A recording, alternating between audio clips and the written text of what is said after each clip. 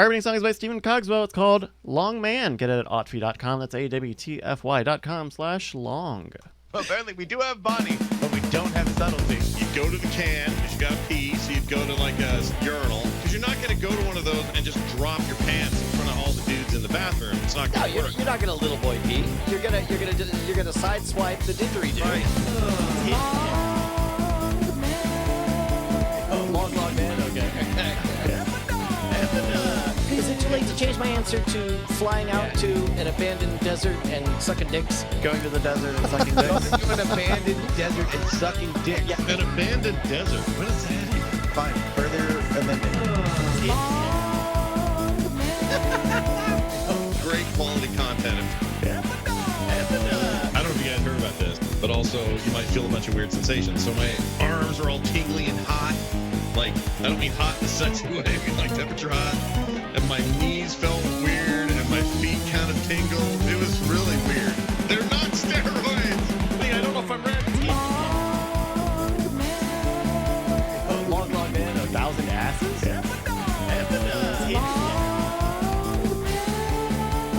Long man. I'm done. That's it? Oh my goodness! Pure magic from Stephen Cogswell as always. Hello, you beautiful bastards, you demon hordes of the internet. It's Tuesday night. We are live from Austin, Texas, which of course means it has got to be go time for Night Attack, bringing you the best of the worst of the internet. Not tonight, though. Tonight we're bringing you the best of the best because in addition to myself and AUS, we have my BFF and Noah K. It's J-R-Y, Justin Robert Young. Are you a long man? Oh, man, I got the longest butt you have ever seen. People call me Taffy ass the way that shit stretches. Oh, man, get ready for a lawsuit because we have the original Tappy ass right here live in studio. We have MikeTV of Get Set Go. What's going on, Mike? Hey, man, how you guys doing? Yeah, what was that song, the original Tappy ass song? Because you were really upset about this right in the pre-show, which, of course, is only available to patrons. My ass is so long. My ass is so very, very long. It's as long as a piece of taffy. It's my taffy ass. My taffy ass. It's very long. Yeah, that was a hit. I wrote that in the 60s. Did a lot of drugs, a lot of chemicals. Hey, see you in court, asshole. that was on the album The Womb Sessions. Oh my God, Mike, I'm so glad that you're here. I'm so glad that the musical curse is over unless you die in the next hour. And, we got time. I want to welcome our producer, Bryce Nashcom Castillo. How you doing, buddy? Oh, hey. Everybody, hi, that's me. I don't normally get introduced in this part of the show. Holy cow. Tonight, though, you definitely had an MVP All-Star moment where this is the part where we confessed to our audience that we were riding on a license for our software that just up and expired on us. My blood pressure is still trying to come down from this. So I didn't even know this. Wait, so we started about 30 or 40 minutes late today because I came into the studio. We got here early. I was here to greet Mike, and I was getting the cameras all set up. And we use vMix here at in the studio, a very high-end television broadcast quality piece of software that we are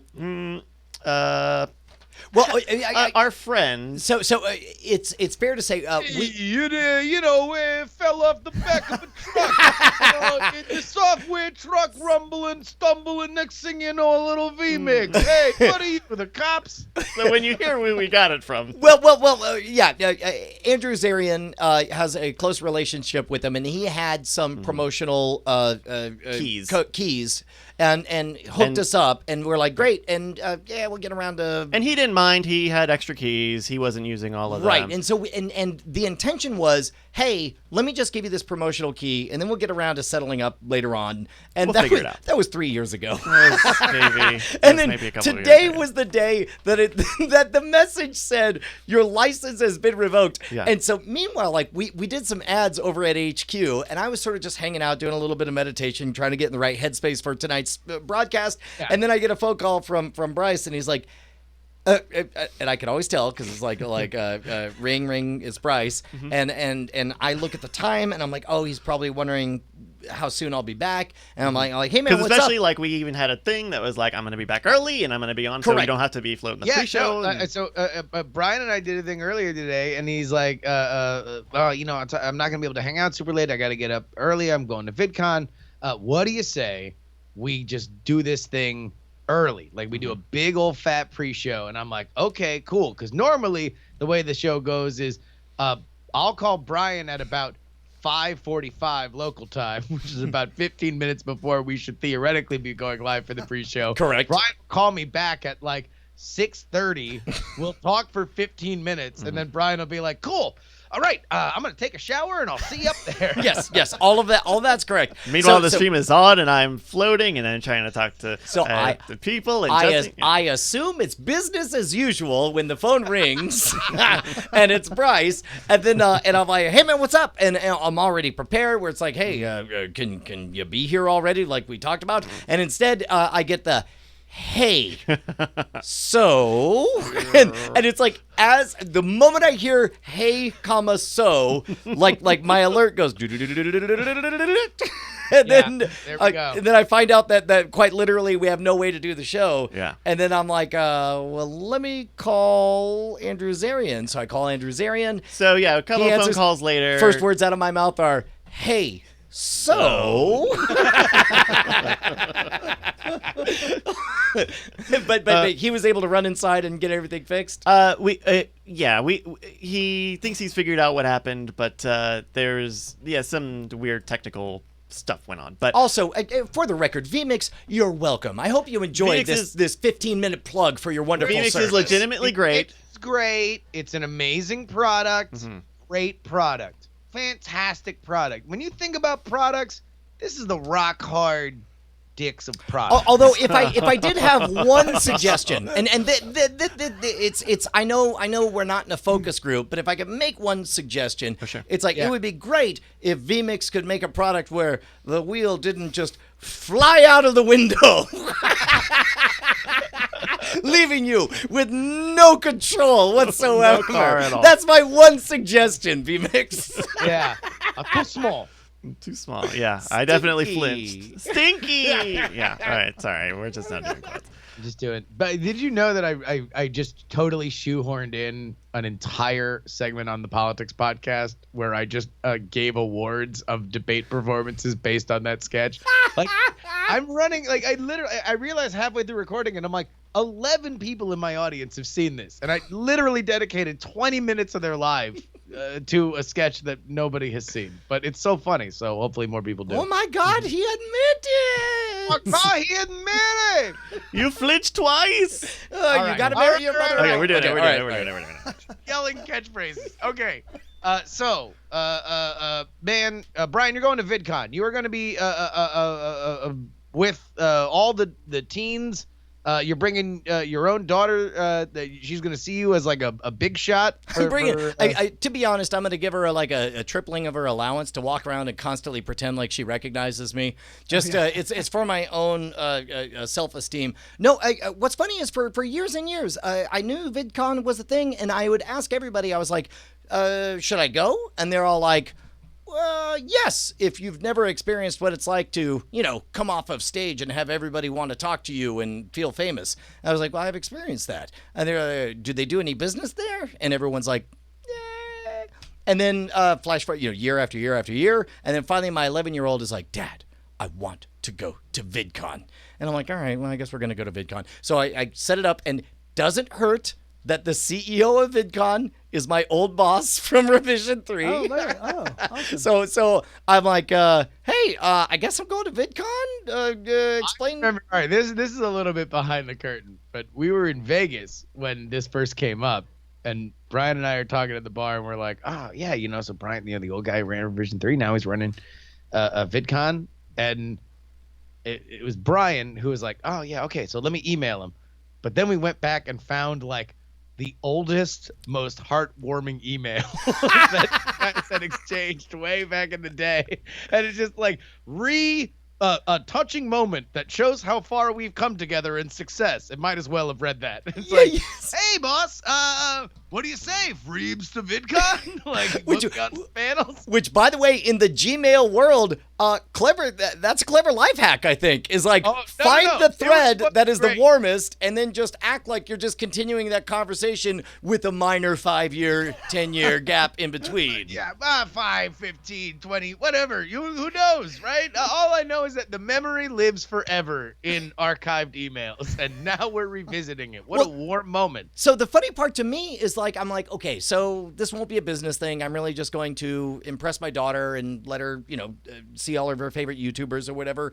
And then I just sort of casually mention like, well, I guess I'm going to VidCon or whatever. Suddenly, a lot of business. Everybody wants to book time because apparently a lot of business happens at VidCon. Awesome. What I've heard is that a lot of behind the scenes business. So it's not a ton of like retail business. So if you were to sell like Fire wallets there, who knows exactly how much or how well you do or how much it would cost to do it.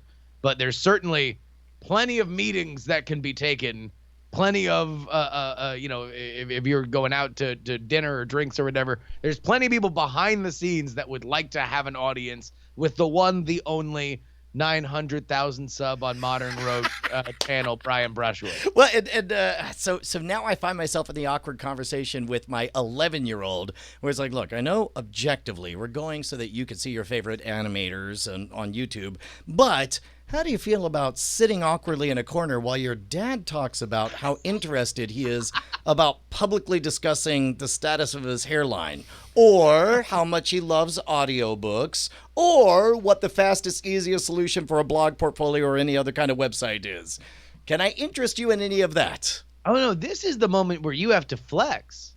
You have to be like, look, I will meet with any and all of you, but all negotiations are going to happen in the back of the panels of all of these things that I would otherwise have to just sit here with my daughter pretending that I gave a fuck about animators on YouTube. Well, this is also a two-way street because, like, the advertisers who want me to have meetings with them, I'm thinking to myself, which is easier, to get my daughter in front of her favorite animators or to find out what animators the advertisers already have cozy relationships with and introduce my daughter to them in the next 48 hours so that they can be her new favorite animator. Dude, I think you're gonna have a blast. Like, I'm curious to see your opinions on that Anaheim Convention Center, because I do believe that they are tempting fate every time they bring the hard day's night that is VidCon, where teens and tweens are running after their idols at all times, in a place that is like just a maze of sharp corners. You are never far away from, there's like one open space and they just decided to put a spike pit there. Like it is almost like a strategy game, how weirdly put together it is. I had seriously not considered this. Do I need to make sure to bring like magic stuff as like a spell of distraction for as we're walking around, like in case more than one person recognizes me, and then it's like no. You don't want to bring anything that stops anything. Like the only magic you should bring is like a smoke bomb that allows you to run away faster. Bring a Sharpie so they don't have to waste time pulling theirs out of their pockets. Yeah, or maybe I'll just give away cell phones. So we're like, here, take a selfie, keep that, bye. And now I own your data. Meanwhile, you and I didn't know that we would be at the same place at the same time. Just 1 week afterwards, we're doing San Diego Comic-Con, right? Yeah. We'll probably be able to set that up next week. But we're gonna be Thursday and Friday. We'll be in San Diego Comic-Con together. But you're bringing this is a big back-to-back week where you're traveling with the girls too. Well, you get to change your companion pass holder 3 times on Southwest Airlines. So to save money because I'm cheap, I switched it to Josie. And then I was like, well, if I'm going to San Diego Comic-Con, maybe I'll invite Josie. And then the moment I did, I was like, oh, Penny might have an opinion about that. So I went to Penny, and then she was just like, yes, me too. And so because we are staying with family while we're out there, it's going to be me and the 2 girls. So I'm going on 2 trips to the West Coast with my ladies. Yeah. But Comic-Con should be fun. If you want to come out on Thursday at 3 p.m., I'll be at the Joey Ryan documentary screening, which was done by our friends, the creator of the Dirks Rule, the namesake of the Dirks Rule, Katie Dirks and her husband James did this awesome documentary, and it's getting screened at Comic-Con, which is a huge achievement for them. Very, very excited. Have you already seen the whole movie? I have seen, I don't know in what stage I saw it. I got one of them old Dropbox links at some point to watch it, and I don't know how much it's changed since then, but I have seen a version of the movie, and it is great. Even if you have no care in the world for independent wrestling, it is, bar none, a very weird job, and you get a very good look into a very, very weird job, weird profession that doesn't really let a lot of strangers in all that much. And this was, to my knowledge, about as close as you're going to get to actual like fly on the wall backstage interaction with a very secretive group of folks. Question: do I get to bring which of my children to this? So I don't know if there's cursing in it. Well, but his whole gimmick is like shoving his junk in people's face and... No. His junk is that people grab his penis, and his penis is so strong that he flexes like 3 times and then flips the person. Allow me to repeat my question. I think Justin's saying the 11-year-old. I feel like you did a little jujitsu by talking about how much cursing there was here. What I'm saying is that it's not like, yes, it is a penis is grabbed. All right. But if that is something that the children can grok or understand, will not be shocked by it, everything past that is very cartoonish. It is very Looney Tunes. So you're their dad. There's a reason why I haven't raised children, because I obviously skipped right over that. Fair enough. Yeah, well, I certainly want to see it. I guess that'll be a conversation I have with the kids. I don't know. I mean, the trailer's out there, and they'll see me in it. Well, and that's why I want them to experience that, is because they get to see the filmmaker and the whole thing.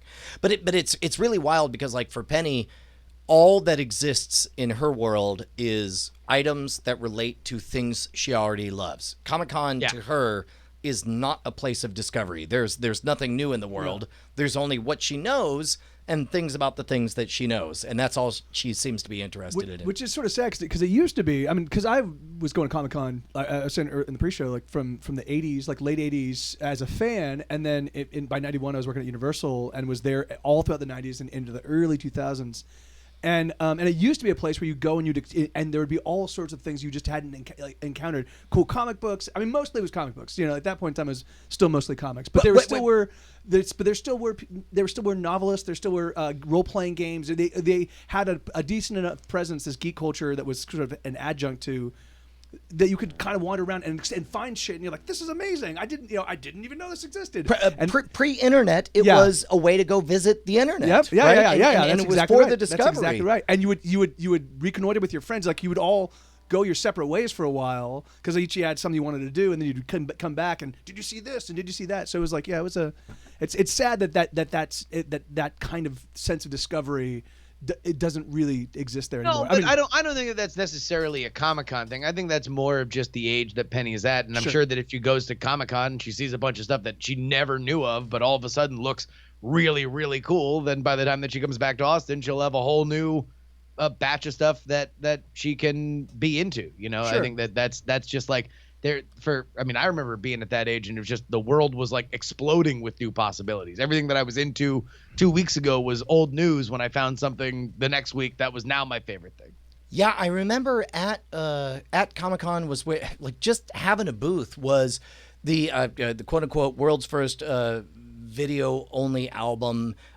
Green Jello, later renamed to Green Jelly. They did the stop motion animation Three Little Pigs song, and they would do songs that were sort of parodies of Red Hot Chili Pepper stuff or whatever.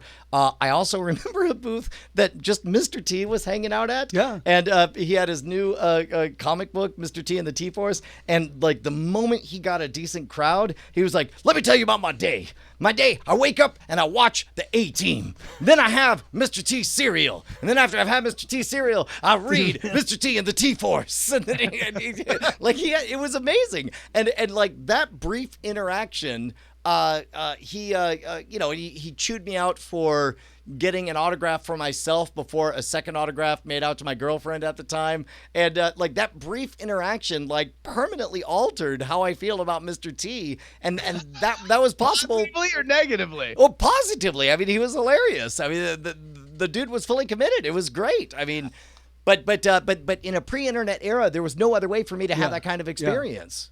Yeah. And it was nice. There weren't as many people, so you had an opportunity. You could wait in line for a little while and literally meet the people that were the movers and shakers in pretty much every category of that. That sort of the geekdom world. And it's sad that that's not as accessible anymore.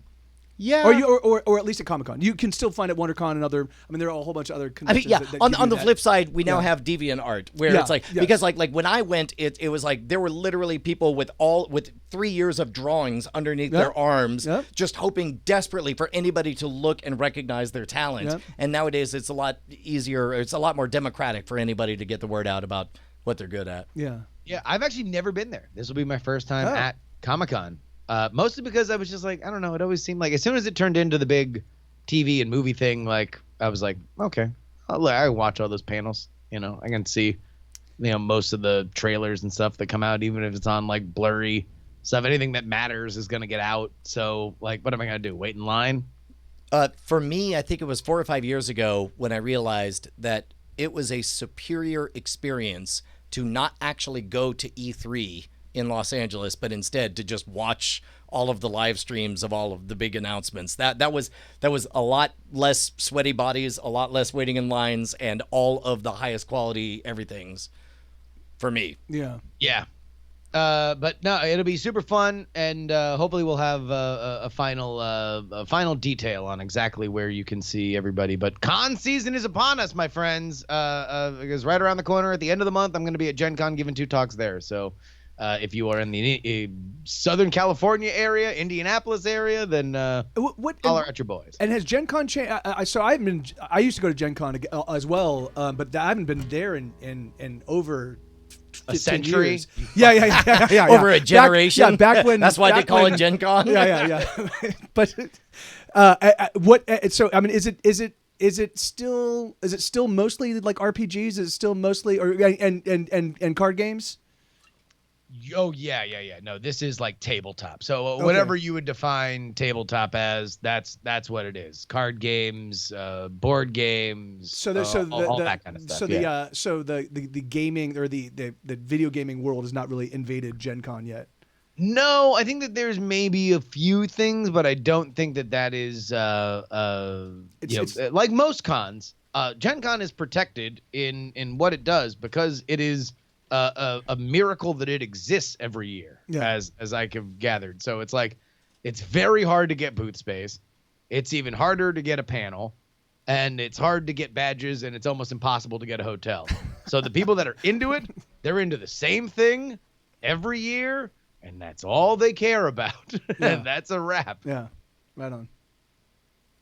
What about I guess is welcome to Con Talk, Con Class. Con Talk. Hey, Mike, what was the theme that we all came up with to Con Talk? Yeah, remember we were we're gonna rebrand. It's no longer gonna be Night Attack. It's Con Talk. Con Talk. It's a long walk down the radio 15. Wait, what? Con Talk. It's a long walk down the halls just to see, get in line, wait. Get in line for Con Talk, the Con Talk. Excuse me, sir. Can I see your badge? Yes, it's right here. It's Con Talk. This is Con Talk. Oh, you get in line and you do the Con Talk. Cool. Aside. The funny thing is that song was so accurate. I spent most of it in the hotel bar anyway. We didn't even mention the fact that I think we're going to Magic Live and also DEF CON. There's so many, and then after that, there's Dragon Con, which I will be going to. Did you mention that you're doing a panel too? At San Diego Comic-Con, yeah. I'm going to be joining Travis McElroy and the bunch of other panelists. No. Yeah, that was the nerd thing, right? He's going to shame his daughter. Oh, yeah, that's right. That's Oh, right. no, my daughter's that was going to shame pre-show. me by not even not even- attending the No, I'm panel. sorry, Brian. You will reverse shame your daughter. Yeah, no, I will be up there talking about how to raise the next generation of geeks while my own daughter can't be bothered to attend my panel. That will be my whole thesis. But that's the best. That's the best thing that could possibly Oh my happen. God! Hey, you know what else is the best is look, if you can't be the bit boss, who is the bit boss? I have no idea. Oh, that Oh. would be. Well, that would be at halftime. Look, Brian, it's anyone's game. Of course, you can donate bits throughout the entire time that we record this show live at twitch.tv/Night Attack. Who knows, right? Third place with 35 bits is BioCow. BioCow, he was all right. I mean, I can't think of a single person better than BioCow. I mean, 35 bits, I can almost buy a Snickers bar with that. Look at that, right? We're Yeah. talking some real money here. How about this, though? With 5,000 bits, it's I'm Not BJ. Holy shit, 5,000 bits, that's a lot of bits. I think I'm Not BJ might be my favorite person. This is amazing. Now look at this, though. Jesus Christ. God. God damn it. Somebody. Right there, though, edging out everybody else. It is Wolfglen99 with 91,100 bits. Also, with the just totally stunting at the end by just dropping another 10K right in the middle of this. Holy shit. Right in the middle of the build-up. And by the way, if you're unfamiliar with the bit system on Twitch, That's it's basically $900. again just remove the last two zeros. Yeah. And Oh, good. Jeez, thank you very much. Oh my Wolfglen. God. We'll see though. We'll see. There's still another half of the show. Look, there's a lot of time. There's a lot of time left. You have no idea who's going to be the bit boss. Again, the standings currently. Insert scoop name with 139 bits. I'm Not BJ with 5,000 bits. And Wolfglen99, our current leader, at 91,100 bits. Of course, if you guys want to make a ongoing pledge that makes all the difference in the world to us, why don't you head on over to patreon.com/Night Attack. It is the reason we are able to stay a independent program and know that every single dollar you donate makes a huge, huge difference to us. You get the pre-show, the post-show, your own RSS feed. You get the smug superiority of knowing that you allow us to stick it to the man. Plus, if you are a brand new pledger or if you up your pledge, you have a randomly selected chance to be called out in a little segment we like to call... Ladies and gentlemen, it's time for the Night Attack new Patreon name chant corner hour. It's an hour of it. Do you know what I love, Justin? Oh, sorry. What's that? I was just basking in the glory of Wolfglen. Besides the fact that Wolfglen just managed to drop another 10,000 bits, taking him to 101,100 bits. Thank you. He actually changed color, like the name. They're like, all right, this calls for a completely different color. He's going to break the game. We're going to kill screen the fucking show. In the chat, he says, "This isn't even my final form." I love persistence. I love people who want to keep on taking step by step in the hopes that they can be a randomly selected person. Now, yes, you can do the brute force thing like Wolfglen99, the only fan that we have. I don't even see another one. He's the whole reason that we made this show. But somebody who maybe edits their pledge from $1 to $1.01 to $1.02. I like that. I like that persistence. I like the fact that it implies that they might continue to up their pledge. And that's why, I don't know what you're up to, but I hope you enjoy your name being called out. Bradley Martin. Bradley Martin. Bradley Martin. Bradley Martin. Bradley Martin, look, we love you so much that we built a time machine. We went back to 1973. We reinvented and cloned a copy of MikeTV, who wrote this song for you. Bradley Martin, you're the best. You're the very, very best, man. You are seriously the best. There's only one person that's a little bit better than you. Can't remember his name yet. Won't remember it for 25 more years. Thank you, Bradley Martin. Thank you. And of course, right here live on Twitch, we do very much encourage folks subscribing to the channel, throwing in bits. So we would like to tell a story that certainly will not involve all the names of people who are doing that right now. Not just a story, it's a bit of a ballad. If I remember, I was walking down the street the other day, right? We were talking about this, right? Yeah. Wait. I was walking down the street and I was thinking... No, by the way, Mike, in the key of sooth, please. Yes, In the key of what? Sooth. It's like an X modem. It's like an X modem. modem. Yeah. So, okay, all right, so I'm taking a left down Renegade Boulevard, and I think to myself, you know what? The real Andrew Mays is following me. Andrew Mays, what? I gotta shed him. I gotta lose this tail. So I pick up the phone, I call Justin, and I was like, hey man, yo, what the buck? And Justin says, Brian, I might be a real Mr. Bruick on this, but if I know one thing, I know that when my daddy died, he told me one word: be a stoic squirrel, which he said is one word because it was a cultural thing. which is really weird because later we found out that your dad was like a con man and wasn't actually dead. He was this whole bio cow situation. I don't really understand any of that. Yup. Anyway, so Sir Paul McCartney is great. The end of song. Man, that's who wrote this song. Sir Paul McCartney. Palmer. Yeah, good old Palmer. Paul McCartney. By the way, before we get into the game, let me tell you this story. So, Sunday, long weekend, obviously. I hope everybody enjoyed it. I certainly did. Sunday was a big day randomly for soccer. There's a lot of soccer on. So I watched the Women's World Cup in the morning, and then there's the Brazil versus Peru on. And I'm like, oh, you want to know what? Let me go down to this bar that I know plays it, and they play the Spanish commentary, and there's a bunch of like Spanish soccer fans that go down there. So I'm sure it'd be a fun atmosphere. So I go down there. I'm walking. I'm not going to lie to you. I may be a little high by the time I get there. Sit down, order some wings.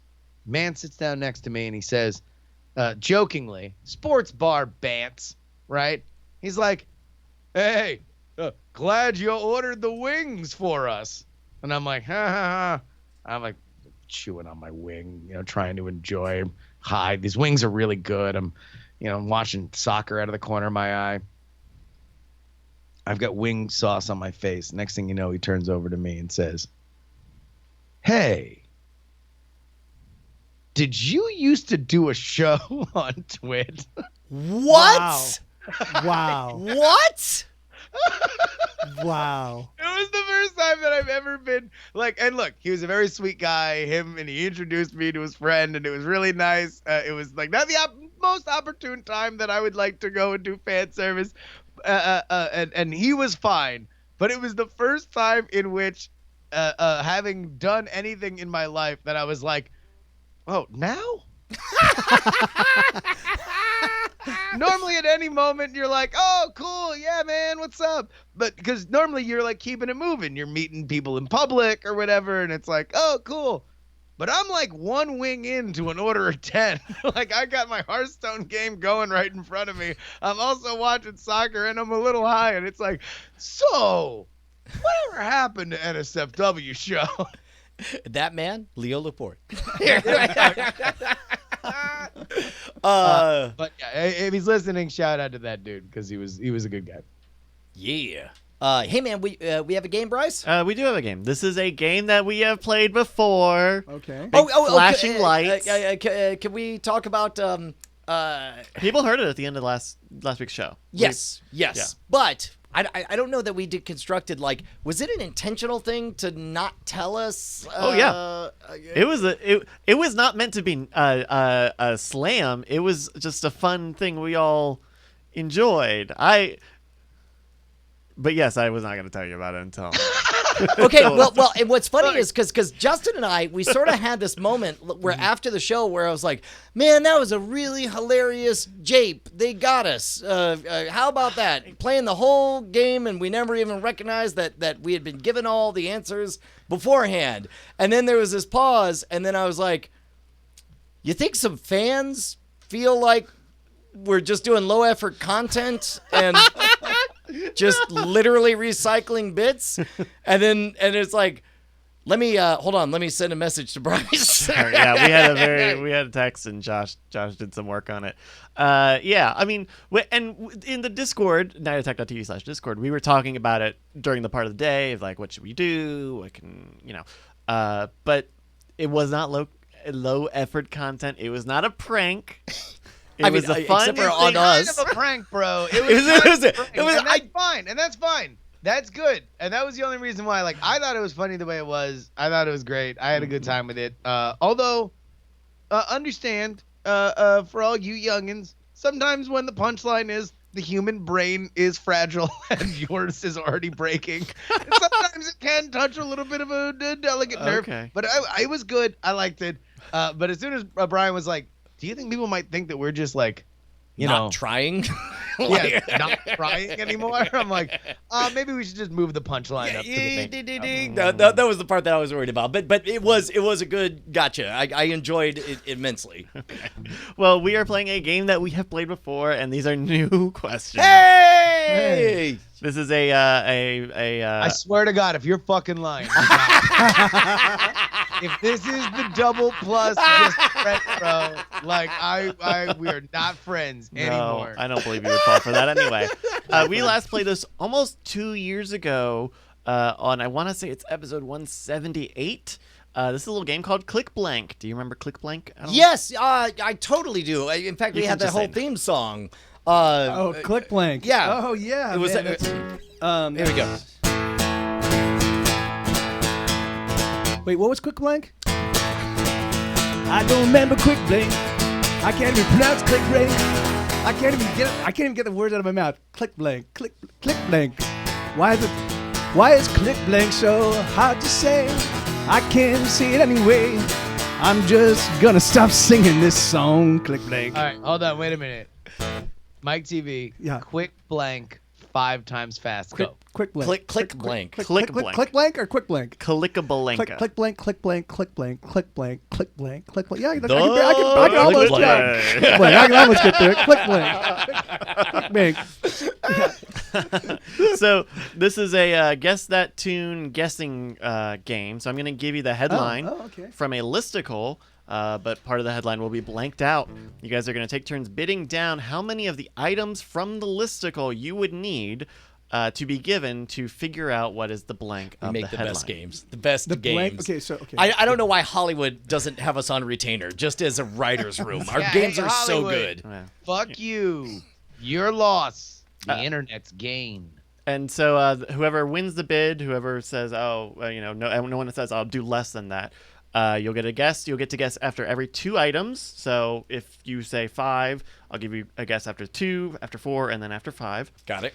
And if you get it right, you get a point. If not, the other players get 1 chance to steal in round. And then whoever wins, wins. So, sound good? Sound easy? It's easy. Yeah, no, Yeah, let's and go. finally, Easy. look, I didn't want to make a big deal about this, but it's been awkward that he hasn't done anything up until now. But finally, Wolfglen99 decided to give us 100 bits. Thank you, Wolfglen99. Wow, man. Yeah, that's really generous. Yeah, that's Yeah. that's 100. Yeah, well, you're breaking the fucking bank over here. Let me go buy a that's- Dr. Pepper.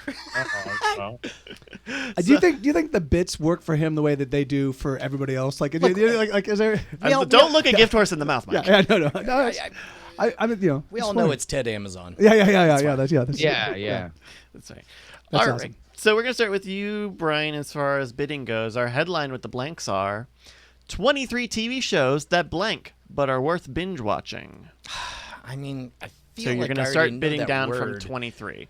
And I will say the blank is multiple words. Okay. Shoot. There's closeness to it, but Okay, wait. So but- repeat the question. The sure. 23 TV shows that blank but are worth binge watching. So like are racist. yeah. But Yeah, are worth binge yeah, watching. Yeah. Involve pedophilia. but Or like that involve racism. Yes. But are worth That binge are watching. sexist. Yeah. There are 4 words That in the are very- blank, but there's leniency to it. So that are Yeah. a little bit rapey, but A little bit Yeah. rapey. Well, you'd have to Well, split up those words. Yeah. Okay. That involve rapists being racist toward each other. Shows that feature Okay, so you're dog sex, Okay. but are worth binging. But over Wait a minute, Brian. The actor, the band, because the band is one word. Oh, that's a good point. That's a good point. You know what? I think I could get these in 11. You can say, 11 of them. all right, Brian's been down to 11. Yeah. Justin, can you do less than 11? Wait, 11 11 what? examples. 11 TV Will shows that tee blank, you off? but are worth So, binge like, if watching. they say Lassie meets Mechagodzilla That would be and has sex with one of them. them, yeah. And then the second one is like Wait, you Lassie. tell us what the blank is, and then we have to name them? No, I'm going to give you the items, and you have to guess the blank. We're, you're gonna give we're us. playing Name That Tune. It's Name That see. Tune. Yeah. Okay, I It's a see. Name I That see. Now- Tune now- style guessing I'm game. for a I'm second- so for a glad second that I was- at least I was a one little of us is confused. here. Yeah. Five. 5. Justin says 5. Wow. Mike, could you do less than 5? That are worth binge watching. So I'd be getting And if- five of the items, and I'd have to choose it.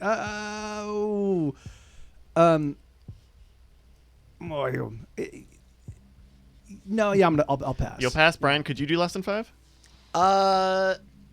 No. No? All right. Justin. Give it to me, babe. I'm going to give you 5 items on this listicle. You'll get a guess after every 2, as well as one at the end because you have an odd one. All right? Your Cool. first one is Everything Sucks. Number 2 on the list, Sweet/Vicious. That are about high school. Incorrect. All right, let's go to the next 2. Let's see. Number 3 here on the list, Freaks and Geeks. Number 4, Whiskey Cavalier. Excuse me, Whiskey Cavalier. You get a guess. 23 TV shows that blank, but are worth binge watching. And the blank has how many words? 4. 4. I think I got it. That involve Seth Rogen. That's incorrect. You're going to get one last one here. This is number 5 on the list. Yeah. Bunheads.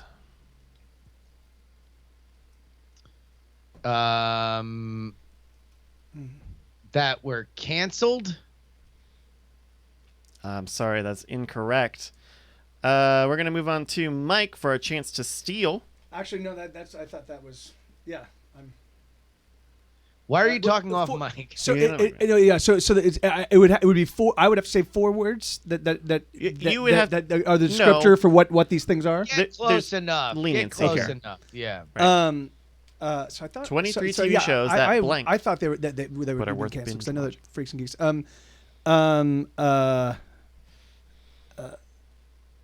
That we're Brian is edging right now. yeah. I'm He's just gonna pass. ready I'm gonna pass. to. I'm gonna He's pass. ready Mike's to gonna check pass? out an answer. All right, Mike has passed Brian. That shows that were canceled too soon.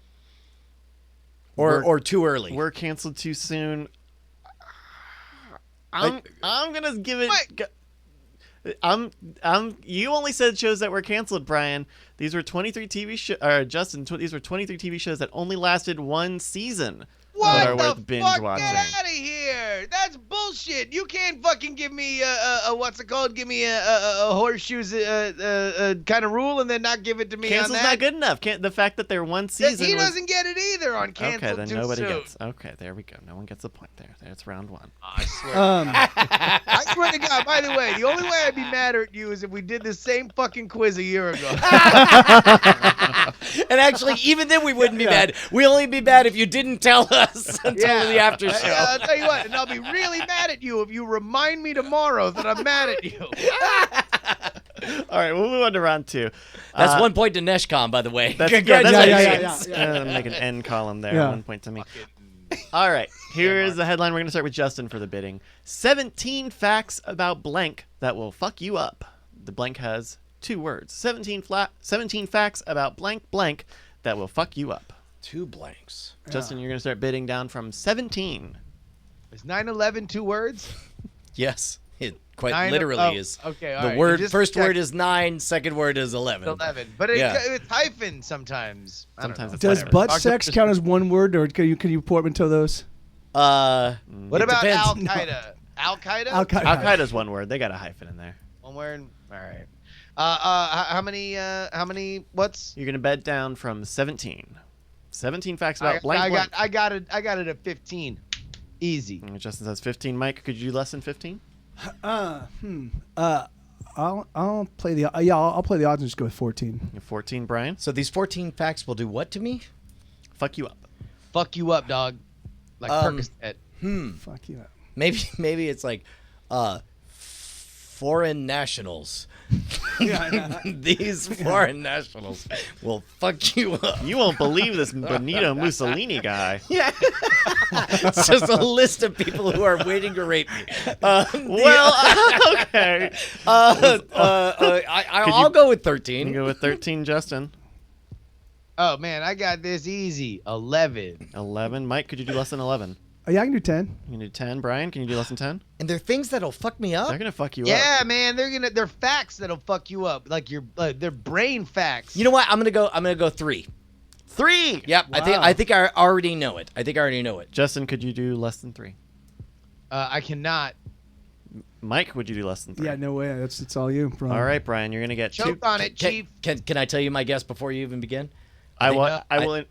The Is this binding? Like exotic? It's No. Pharmaceuticals? This is not. It's gonna count. It's gonna count. Oh, well then I'll wait. Yeah. Okay. But okay. All right. Yeah, that's 17 facts about blank blank that will fuck you up. Brian, here's your first. That's the first one here. Molly and ecstasy are essentially the same thing these days. Okay. First of all, who didn't already know that? I mean, for one, all right, this is one of my things. Everybody fucking knows that at a certain point, all the ecstasy manufacturers got together in a meeting, and somebody pointed at a chart, and they were like, "This is where ecstasy was in '98. This is where it is in 2003." Guys, we are in a free fall here, and there's a desperate need for a rebrand. Yes. And then you realize the camera pans up, and it's Don Draper, and he's like, "Ladies and gentlemen, click Molly." 100%, right? Okay, so my Fucking shit. And meanwhile, everybody, all these goddamn snot-nosed kids are like, "No, it's actually there's so much more MDMA in Molly." Motherfucker, act like there was a goddamn label when everybody was taking it at abandoned fairgrounds listening to the Chemical Brothers. You don't know what the fuck's in there, and neither did any of we. God damn it! I could just listen to this all night long. This is amazing. I'll go with my first guess. You would get 2 items before you. Give me another one so Number I can 2. say party drugs. The psychedelic effects of LSD were first discovered when the doctor who created it accidentally got high. My AF. guess is party drugs. You got it on party drugs. All right, give us more of these shitty facts. Sure. Here's number 3. Cocaine was considered a useful anesthetic in the 1880s. Oh, Christ alive. This is worse than Reddit's TIL. Jesus Christ. 23 facts written by people who never read Sherlock Holmes. It may feel like your brain is melting on magic mushrooms, but studies show they actually increase communications between normally Oh, disconnected Christ. brain Would that be regions. why I read about that in the Wall Street Journal about how they're legalizing it? I think there's a lot of overlap between BuzzFeed and Wall Street Journal. It's fine. It's this level of higher connectivity that scientists attribute to the so-called expanded consciousness that users feel. No, I'll tell you what. I'm fucked up, though, because who doesn't know this shit? These kids want to fucking vote, eat shit. Yeah, what I want to see is like 17 facts about party drugs that middle-aged white men will be amazed to know that under 20s don't already know. No. Taking too much ketamine is a first-class trip to what's known as the K-hole. Jesus Christ, is that on the list? Oh my God! Number Did the 9. 90s never happen? What Did the I wake up fuck? in a world where the 90s never What fucking the happened? fuck? Listen, but also you were like a plur kid, weren't you, Brian? What? A what? A plur kid? What's a plur kid? Peace, love, unity, respect. The club drugs. I don't know. I only smoked pot once. Oh, okay. You just had the hair. Yeah. No, what was it? Was it Chemical Brothers or someone else that had the tripping in a K-hole? Yeah. No. Stuck in a It was. K-hole. I believe it was Chemical Brothers. Yeah. Number 12. You can't get addicted to LSD or magic mushrooms. Yes. Who doesn't know any of this? I didn't know that one. Oh Christ. K is a terrible drug, I do have to say. Yeah. Yeah, it's a terrible drug. No good. Yeah, it's terrible. Oh yeah, no. If you want, I mean, I'll do it, sure, of course, but it's terrible. I mean, unless any of you have some. In which case, let me just Then, test my theory one more time. If you want to embark on a bold experiment on how long I can sit on this couch, stay away from ketamine. All right, let's go to round number 3. We're going to start with Mike on the bidding on this one. Alrighty. 24 reasons I could never, ever blank. I could never, ever blank. The blank, one word? The blank is 3 words. Oh, I can, okay. 24 reasson I could never, ever blank, blank, blank. Fuck that fish. We're going to bet down from Yeah, 24. Yeah, I'll do 20. You do 20. All right. Brian? Could you do this? Let's quit pussyfooting around. I think 9. I think I need 9 examples. 9. Okay. Oh Justin. man, this is easy peasy lemon squeezy. 8. 8. All right. Mike, could you do less than 8? Yeah. Let's just stand it. Let's do 7. 7. Brian, could you do less than 7? What's funny is after I heard fuck a fish, I could have sworn you just said, yeah, let's do salmon. Yeah, no, I'll do 6. You do 6. All right. I carp do it in 5. Mike, could you do less than 5? No, I think I'll eschew this one. Pass. Brian, could you do less than 5? No, I can't. Good luck at 5, Justin. Okay, Justin, you won the bidding with 5. You're going to get a guess after every 2. All right, the first one. Being this is an absolutely brutal job. A photo of feet. God damn it. I already got it. Wait, what is the thing again? Item 1, being a blank is an absolutely brutal job. All right, and you get one more before you get What a we're guess. seeing is we're seeing Dan Harmon's secret pornography file. It's feet with some It's feet with Band-aids Clothes band-aids on it and Band-Aids. number 2, it's just constant stress and movement and mess all day. Justin, you get a guess here at 2. How many blanks? How many blanks is it? It is 3 blanks. 24 reasons I could never, ever blank, blank, blank. Be a waitress. Be a waitress. That's close enough. I'm going to give it to you. There's 24 reasons I could never, ever wait on tables. Whoa! I thought for sure it was be a ballerina. Wow. Oh, yeah. No. We didn't show this picture of the very long receipt here. That's let's a see. receipt, not toilet paper. You're always on your feet, and it's hot, especially in the kitchen. Servers are constantly sweating. Much Sorry, time are BuzzFeed article writers just writing articles about how privileged they are to be BuzzFeed writers? This is from Maximilian Zender over at BuzzFeed Redaktion in the Deutschland. It's like imagine the life of the poors. That's what BuzzFeed translates to in fucking Sweden or wherever they are. All right. By the way, fucking free Rocky, free Flacco. Bye. Okay, go ahead. Okay. Just saying, I'm making a political statement. ASAP Rocky's being detained in Sweden, and I'm using my platform to speak out for ASAP Rocky. Oh, I had no idea. Well, hope. Yeah. Hope he Write gets your better local soon. So congressman. courageous. So courageous. It is 1 to 1 to 0 to 1 as we go into our 4th round here. Mike, let's see. No, I'm sorry, Brian. You're gonna get the first bidding here. The headline is 17 things that are probably still at blank. There are 3 words in the blank. 17 things that are probably still at blank. I'll go with 9. Brian's gonna bet 9. All right. Still at Justin, blank. could you do less than 9? Yeah, you want to know? I'm gonna do this one in 6. 6, he says. All right, Mike, could you do less than 6? 17 things that are probably still at blank. Yeah, I'll shoot for 5. Mike says 5. Yeah, I'll go to 4. Brian says 4. Justin, could you beat 4? What's the title again? 17 things that are probably still at blank. Probably still. How many blanks? One blank? 3 words. At blank, blank, blank. Blank. Yeah, here. Do me a favor, Brian. Just say blank, but as many blanks as there are words. All right. Brian, you got 4. That's Yeah. right. Lowest bid is 4. Yeah, I'm gonna do 3. Just gonna say 3. Now, All right. does that mean he gets 2 guesses? Yes. Okay. Name that, nerd. Yeah, I'm not gonna. Mike, Yeah, no? yeah, Okay. yeah. So, Justin, here you go. You're gonna get 2 guesses on 3 clues. Let me load this up, make sure this is all right here. All right, the first item, this Fisher-Price toy farm set.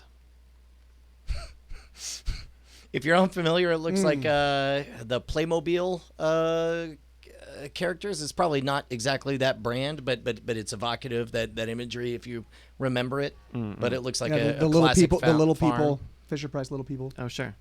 All right, and you'll also get number 2 here. A tin or dish filled with these strawberry candies.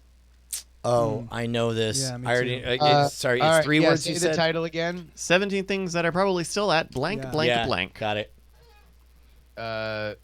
Your old grandma's. Your grandparents' house. Yeah. That's right. We were looking for 17 things that are probably still at your grandma's house. Yeah. Oh, Well good. done.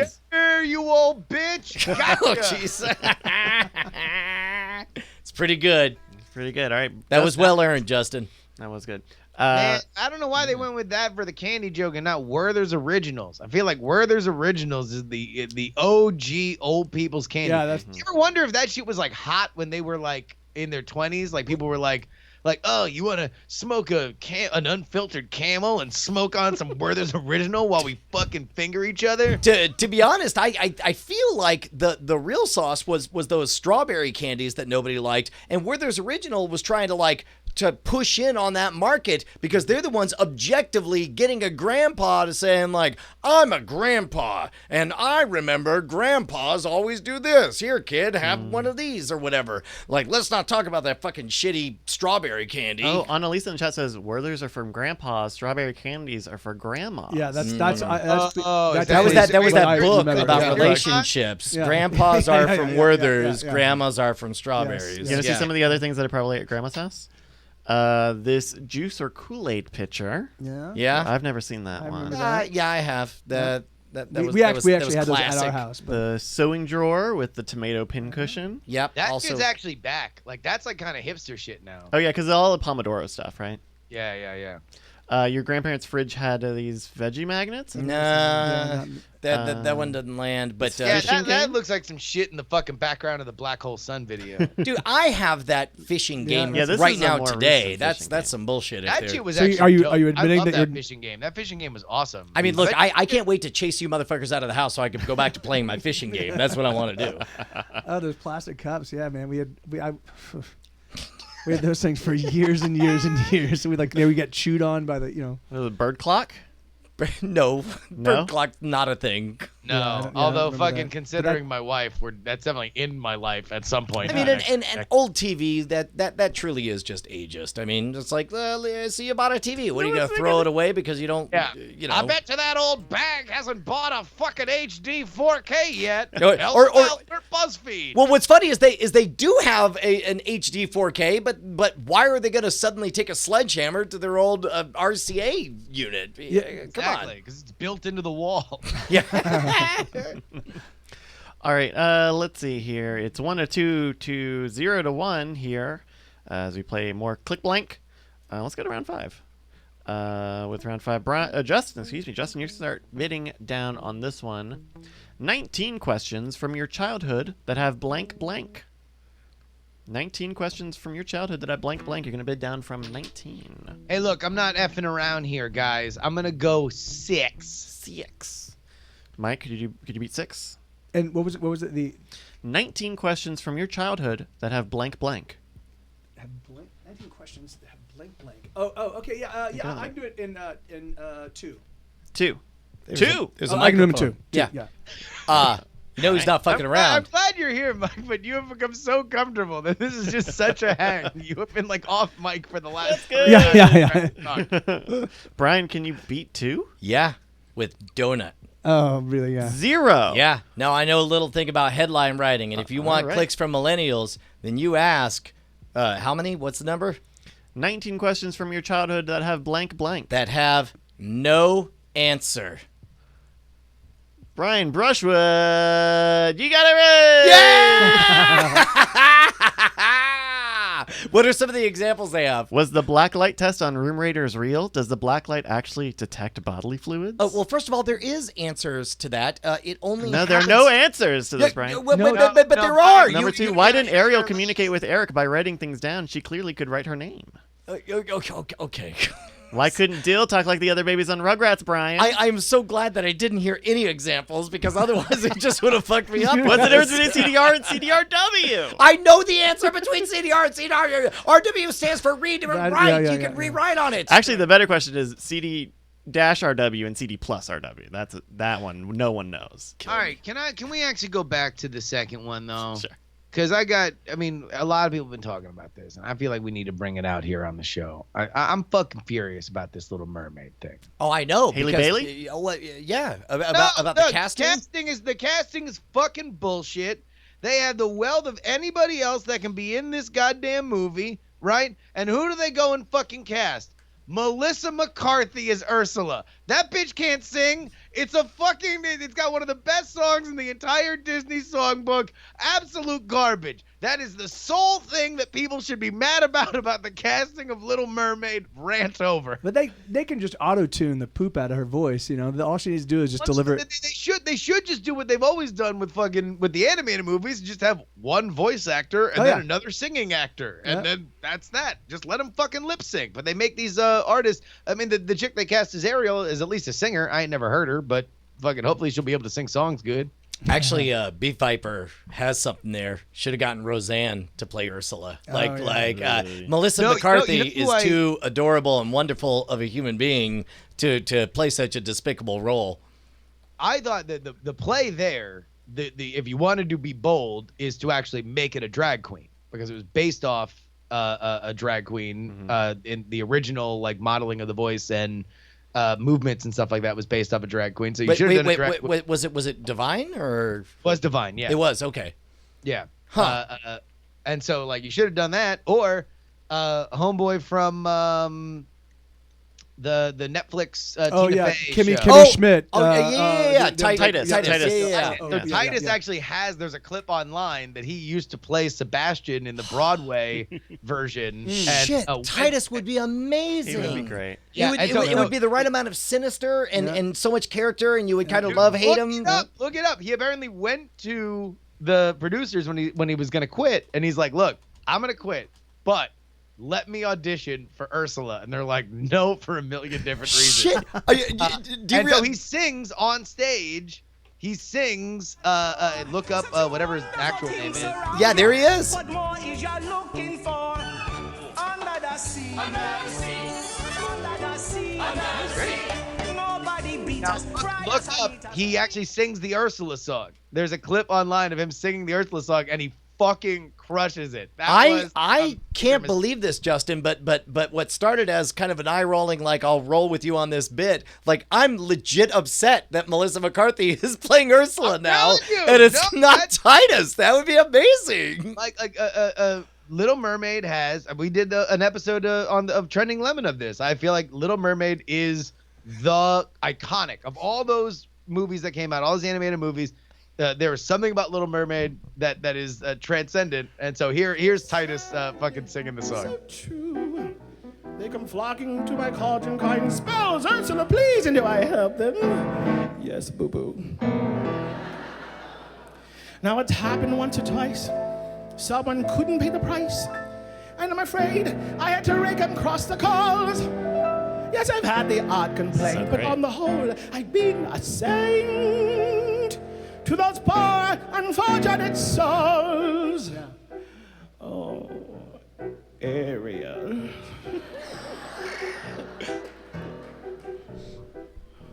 What's it gonna be? All right, at this point, we're just unironically committing copyright violation. We're just gonna watch Melissa McCarthy croak through the fucking song. Whatever. That's a dope song. It's probably one of the best things that whole Disney animated run gave us, and we get Melissa McCarthy. So if you want to be upset about the casting, be upset about that. Agreed. There we go. Here. All right, it is about that time for the final round of Click Blank here. We've got Brian has 2 points, Justin has 2 points, and Mike has 0 points. I have a point. And Somehow. I got it. And this one's gonna be worth 3 points, so it's anybody's game. Oh, right on. All right, so I think we're gonna go with this one here. 17 blank blank blank. I'm sorry, actually, to be clear, I have 2 points. Justin has 2 points. Mike has no points. Nishcom has 1 point. Wolfglen99 has 101,200 points, currently leading this game. Luckily, this round is for 103,000 points. That's right, 103,000 points. This is 17 blank blank blank. That'll scare the shit out of you. 17 blank blank blank. I'm gonna need. So it's 3 words. 3 words. Yeah. And there's gonna be a little less leniency. Cat vagina facts. Let me just lock that one in right now. Melissa McCarthy casting. I can do it. I can do it in. Into the mic? Into the You mic. could do it into the Oh yeah, mic? sorry. I can do this in. If they get too in close, they 6. cancel each other out and they annihilate each other. It's mic on mic action, man. That's what you're here do for. this. I can do this in Due to 6. Mike's K-hole, he's having a hard time doing it. By the way, if you've not heard, a K-hole is what happens when you take a lot of ketamine. Yeah. Like the special, like the cereal. All right, Mike. You're saying 6. You could say 6 out of 17. Brian, could you beat 6? One more time, the title? 17 blank blank blank. That'll scare the shit out of you. Something facts. Donald Trump facts. Give me 3 of them. I'll take 3. Yeah. 3, all right. Justin, can you beat 3? 2. 2. So that means 1 guess. And Mike- then the chance for us to steal. Mike or Brian, will you do 1? Brian said no. I'm out. Mike? I'm out. Yeah, no, I'm gonna hang out. Name that nerd. Hopefully he floods it. Mike, Justin, here you go. You're only going to get 2 clues. You're going to get 1 guess after I give you these 2 clues. All right. Item 1. Slit-mouthed woman. Slit-mouthed woman. Yep. And number 2, tiki tiki. Tiki tiki. Ah, shit. All right. 17 blank blank blank. That'll scare the shit out of you. Internet urban legends. Ooh, that's good. Internet urban legends. Say that again. Internet urban legends. I'm sorry. Internet urban legends is not gonna pass mustard. Damn it! I know what it is, but I don't want to fucking spoil it. Brian, since you're the closest bet, you'll get the first chance to steal. 17 blank blank blank. That'll scare the shit out of you. Creepy pasta stories. Son of a bitch, you chat watching son of a bitch. I did not see it in the chat. Pinky promise, I don't fuck around with the pinky promise. Brian, your answer, creepypasta stories, is incorrect. Shit. Mike, You're right, chat you watcher. could sweep this game. All right, let me 17 see. Let me blank see. blank blank. Um, That'll scare the shit out of you. some blank blank blank that'll scare the shit out of me. Things people have called my mom. No, that's no. 17 blank blank blank. That'll scare the shit out of you. 17 blank blank blank, and it's ticky. What were the 2 clues? Slit mouth woman and Slit ticky mouth ticky. woman and ticky ticky. And I know this ticky, one. ticky. Wolfglen donations. Yeah. It sounds like they sound like images, right?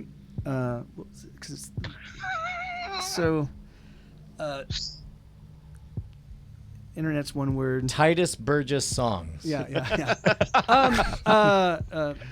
17 blank. Internet photo memes. Man.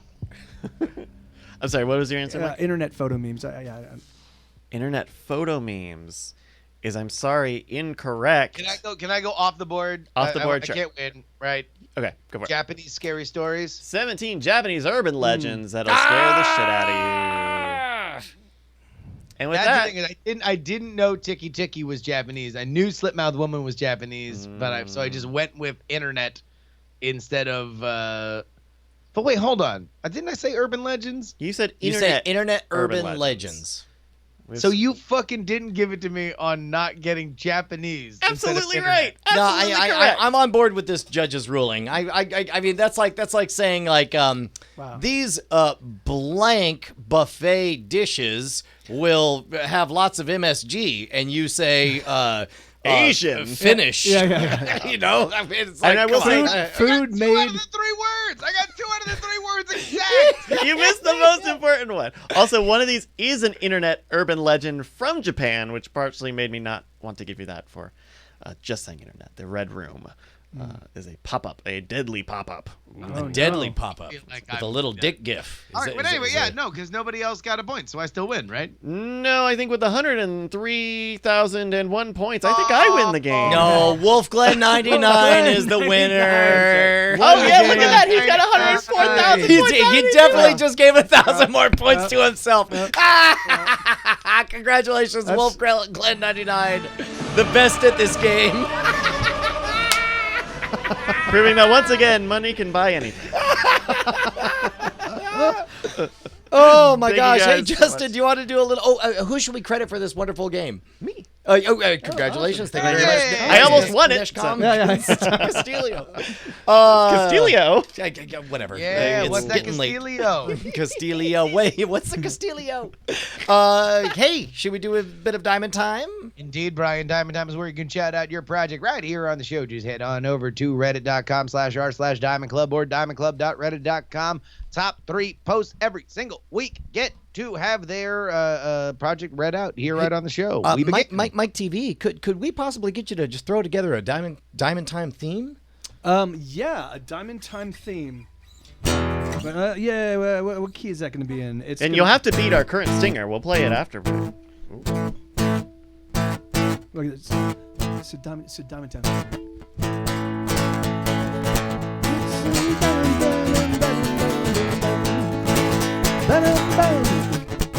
Diamond Time. It's Diamond Time. Oh, it's time for the diamonds to shine. Diamond Time. Diamond Time. Come on, let's go ahead. Woo! Clap it up. Clap it up. Come on, everybody. Get your claps together. Brian, Bryce. Hey man, you're clap not it gonna up. give me the clap. We got to do Diamond Time. I know. No, Brian, help me out here. Help me out. You're setting me up for a thing. Okay, all right, we're clapping. It's hard to synchronize claps on Skype. We don't have any music going. In the room. Just do it in the room. All right, Work ready, it. and clap, clap, clap, clap, clap. What are we doing? Stardust writes, I just distributed ashes for both of my parents last week. Jesus. Justin. Keep going. Did you lose the clap? We did, actually. No, wait, You know, wait. it was Our our hearts are fault. still No, it was the clapping. same thing. I just couldn't hear clapping anymore. Guys, if you love your parents at all, call them. Tell them you love them and talk to them as much as you can. Mom died in 2013. Dad in January this year. I miss them terribly. Also, if you smoke, cut that shit out. Cigarettes caused both my folks to die early. Thank you, Rex Stardust. Ooh, claps. Brad Leclerc writes, I don't know how it happened, but Cast Strength, the whiskey-centric YouTube channel I'm part of, has passed 1,000 subscribers. So on a Saturday, we're doing a special, extremely long stream full of drinking and a pile of special guests, including someone you might know, the invisible wife herself, Bonnie Brushwood. Brian never answered my messages, but whatever, it's fine. It's just fine. Join us at 1 p.m. Eastern at YOLO420.com/CS Megastream. Awesome. And the Boneless One writes, hey, Diamond Club, no doubt some of you out there are enjoy reading fantasy books, so boy, howdy, is this a good week for both of us. Right now, my fantasy series, The Four Kingdoms Saga, is on sale at the Kindle store. If you grew up reading Dragon Lace, Raymond, Feist, or Shannara, you're probably going to dig this quartet. All 4 books are 99 cents each, so why not just head on over there at bit.ly/dragabooks, DRAGA books. Jump in and use that extra cash you saved to up your Patreon pledge for Brian and Justin. Just a thought. Thanks, beautiful people. Dragon Lance, although I do want to read the Dragon Lace saga. That sounds like a fancy affair. Dragon Lance? Is that what it said? Yeah, Oh, Dragon it did. Lance. Yeah, But Dragon Lace makes me feel like it's a bunch of dragons and worms and various reptoids, and they're at a fancy affair, and there's courtships and everything. I'd be in on that. I'm in too. Folks, wrap yourself in Dragon Lace and go ahead and submit your project to reddit.com/r/Diamond Club. And also, Hopefully we made you laugh, Rex, because a hard way to get into the thing, but we wish you the best. Hey, man, we're trying real hard. For example, when we do the movie draft minute. Welcome to your Movie Draft Minute presented by CosmicRadio.tv for the week of July 8th, 2019. I'm your host, Roberto Villegas. So you think taking a week off due to a technical issue would shake things up a bit? Have things change? Have things be a little different? Well, let's just go check the totals. Team Hammerson is in 6th place, $249.8 million. Team Sword Laser is in 5th place, $550.4 million. Team Grant, the Beerist, is in 4th place. Spider-Man Far From Home bringing $185 million, bringing his total to $582.9 million. Team Nightack is in 3rd place, $682.2 million. Team John Trucker is in 2nd place, $732.9 million. And in 1st place, $878.1 million. It's Team Frog Pants. And that is your Movie Draft Minute for the week of July 8th, 2019.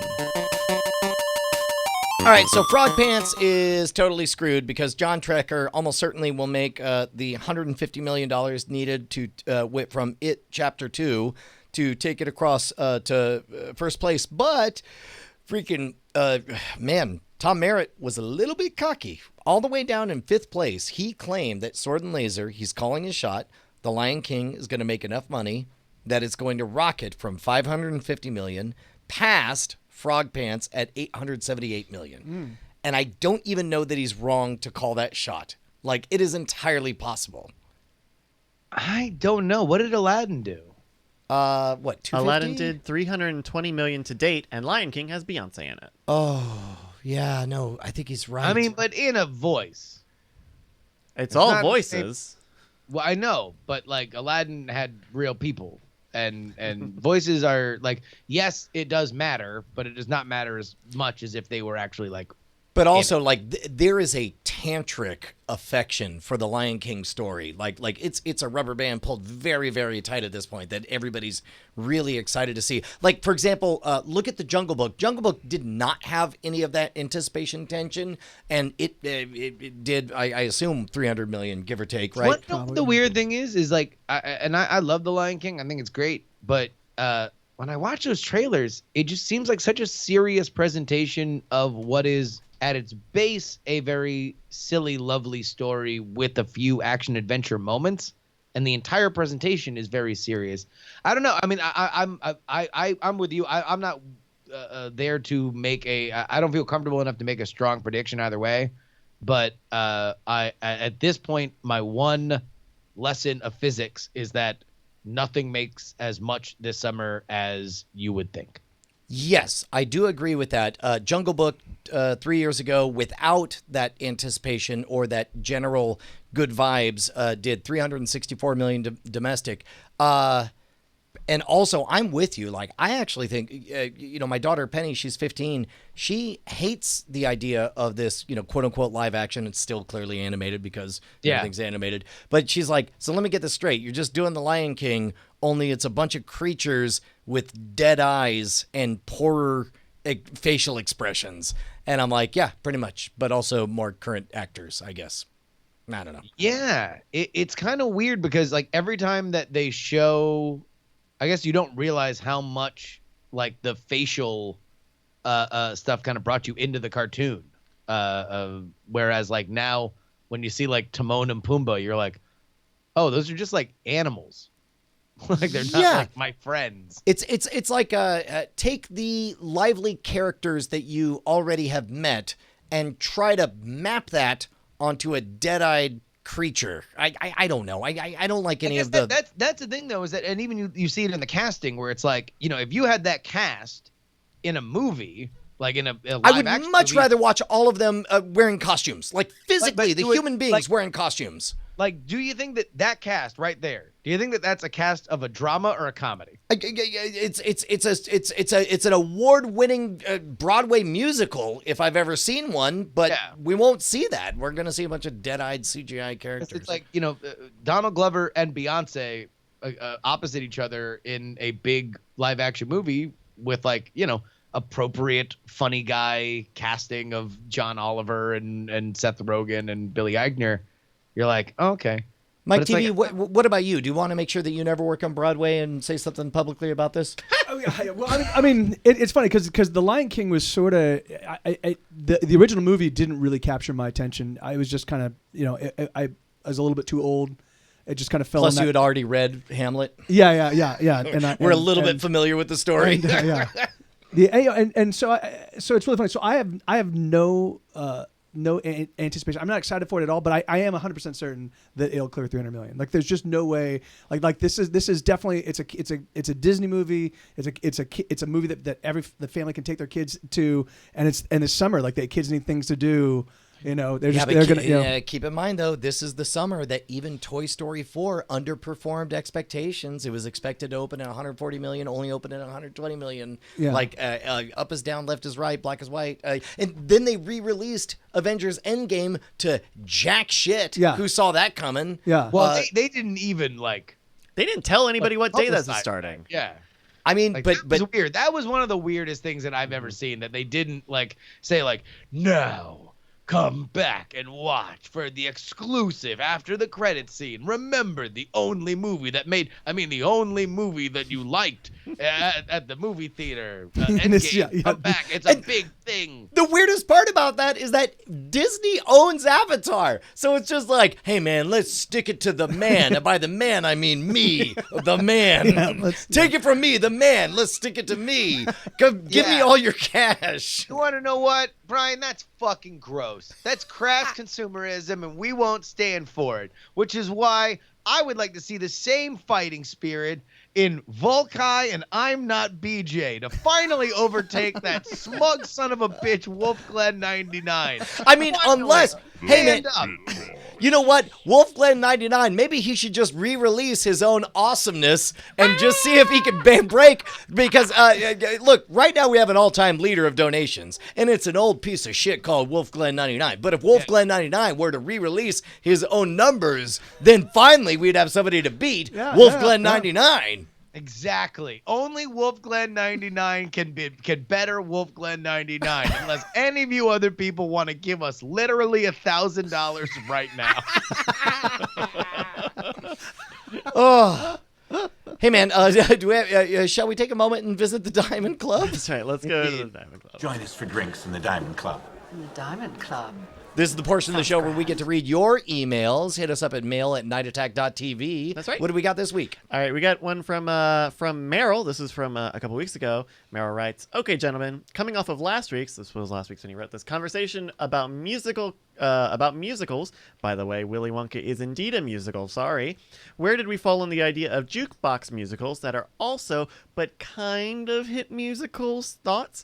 P.S. I tried to get the Bats article on Forbes per Brian's request, but the editors turned it down, claiming, quote, 'There is a line, sir, and you have crossed it,' end quote, Meryl." What was the Bats article again? I don't know. Oh man, maybe Austin Meryl's Bats? watching right Bats now. in Austin? Yeah, I might have had a hot take on the Bats. I don't know. What? Brian with a hot take. One sentence review. Jukebox musicals. Are they real? God damn it. Wolfglen99 is now the greatest all-time grossing summer movie. Better than Avatar. It's cool. Wolfglen99. He finally stuck it to the man. He just won the movie draft as well. He defined himself as the man. When Justin answered in a game about bats coming out of an iPad. Oh, that's right. What?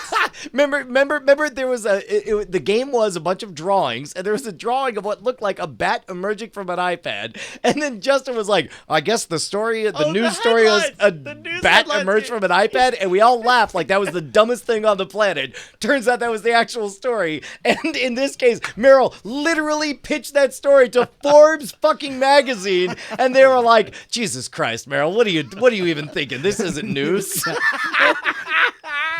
It was on this podcast. That's amazing. That's amazing. Whatever happened to journalism?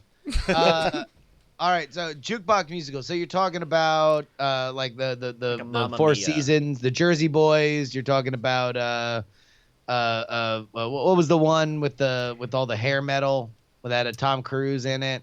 Hairspray? No, Rock of Ages or Rock of Ages, that was it. Are those musicals? I Is don't the know. music of ABBA a musical? I mean, Bohemian Rhapsody, is that a musical? I would say Mamma Mia is probably one that's closer in that they try to wrap a crazy ass a plot that sticks to the absurdist kind of lyrics of ABBA. But like the Rock of Ages stuff, I don't know. No, I would say no. But then again, I was on the harsh end, so Brian would probably be the more. Yeah, this is forgiving. really. Well, keep in mind, it's not like I exactly have a mandate on this issue with a 1% You were pretty advantage. definitive. Look, man, You were I've raising that mellowed- 6% margin. I've mellowed in my success. I mean, who cares? Okay, Mike, do you have a take on the musicals thing? We were saying. Brian's take is fuck musicals. I mean, I not on the. I mean, the thing is, for me, it's I define musicals is there a narrative, and then are there lots of songs? You know, the thing is, if there's 1 or 2 songs, then that's debatable. But if there's 10 songs, even if they don't push the plot forward, the thing is that like if they're just encapsulating this is what I'm thinking about at this moment, it's still a musical. It's still providing you a look into the what's the goings on of the story from an emotional perspective, like, and that's what music does. Music adds emotional gravitas to stuff, I think my point is when you bust out into choreography and singing and everybody acts as though you're not suddenly doing those things, then that's sort of the conceit of a musical, which is why I felt like Willy Wonka was. That's why Tenacious D and the Pick of Destiny is. Then the jukebox musicals would fall into that. I think so. And Grease and all that stuff. And I think that that's the way people would sell it if like Grease they say is a musical, these are the words that they use to actually sell that thing to the audiences. So I just think that Well, certainly, no matter what you might think or what anybody might think, stuff like Rock of Ages is undoubtedly a very successful actual musical, like on Broadway. They sell out that shit because everyone's like, oh, I know those songs. Spend the money instead of, I don't know, some other shit that might be better technically, but you ain't never heard of. Yeah. Okay, there we go. We also got this email. It says, mailbag quick one. Hey, y'all, a visual representation of the last Mikey quiz. We had Mikey Newman on last week. Was that last week? Wow, feels like a million years ago. 2 weeks ago, because we're not going to forget the time that we forgot Scott about. Johnson. It was last week. Scott was on last week. This was oh my goodness. Spider-Bite has created this visual representation of the previous, or the last, Mikey quiz. It's Justin's empty chair after storming off and a punch-in on the photo of Mikey tapping his temple in the backgrough. That's very good. Well done. Spider-Bite. Oh, it's awesome. He haunts me every day. I walk into my through the studio to my kitchen, and I just see Mikey taunting me at all times. I swear to God, Justin, like there's no way we can keep doing the same story every time Mikey comes on. At some point, it's just it's going to be really unfunny when you just crush me and you're lost in the moment of visceral gouging my throat out and getting your just desserts after years and years of I don't know. It's like Are you trying to start a fight? Like, are you trying to start a fight right now? Like, what the fuck are you even saying? Mikey is not welcome on this show. You hear that, Mikey? I'm just saying.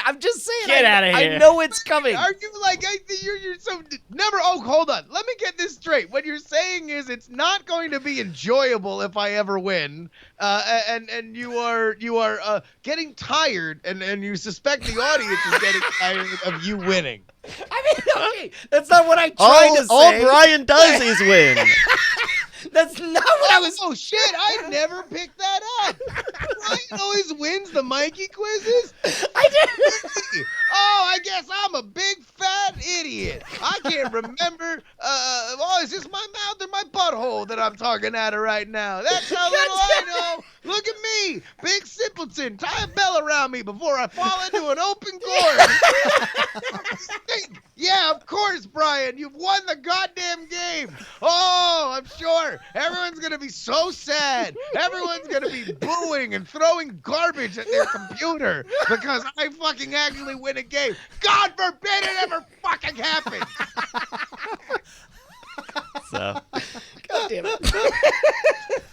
sure you're right. Any other emails? We have one last one here. This is from Golf House. Golf writes. Golf House. Remember this name chant from a few weeks ago. Golf House. Oh, that's right. Hello, gents. Your discussion from a I think there was a murder and some detectives at the Golf House. That's right. Because half of our name chants involve murders and detectives. Golf House writes, hello, gents. Your discussion from a show or two ago about nemesises got me thinking about my middle school bully. He tormented me on a daily basis for a year and a half, but in an interesting turn of events, he and I became decent friends in late high school. We've kept in contact since. This culminated almost 20 years later in him sitting down with me for a heart-to-heart talk in which he sincerely apologized for, in his words, being a shithead. Do you have people in your history who were negative parts of your world at one time, but later became valued parts of your lives? That's from Golf House. Can I tell you a new one that joined my list less than 24 hours ago? Really? Okay. Well, Yeah. like Please. every so often you just want to kind of take the pulse of where you're at when you're trying to be a public figure with some outspoken takes on certain issues, and you do a little searcharoo and something pops up, and at the local newspaper was popped up, I think from 2010, that had my name in it, and it was somebody calling me, you're like, oh, stuff to do at South by Southwest. Well, if you want to see, a social scammer read mediocre magician, then check out this guy, right? Wow. And, scathing review. Well, and I'm like, well, mediocre magician. How do you end up there? Like maybe you saw my stuff or whatever. But so at this point I have to do a little bit of investigation. Maybe I did a bad show and it just didn't land or whatever. So I'm searching this person's name, and I find out that we're both presenting at the same conference next month. That people are paying hundreds of dollars to come In 2019. like next month, literally next month, we're gonna be hanging out together, and I don't know, there's gonna be a mixer, and we're gonna be invited to cross promote and talk about whatever, and what do you say when you find yourself bumping up with I hope I you don't shat on my mediocre act. all over you, Yeah, man. right. Yeah. But it's like, I mean, first of all, I can't act like I've held a 9-year grudge because I only found out last night. Yeah. Yeah. And even when I read it, I was just like, sounds like the guy hadn't seen enough of my stuff to know. I don't know. Hold on. Nobody hurts my brother. There's a very important question I have to ask. Yes. So next month, I'm going to assume that this convention is in Vegas. It's not.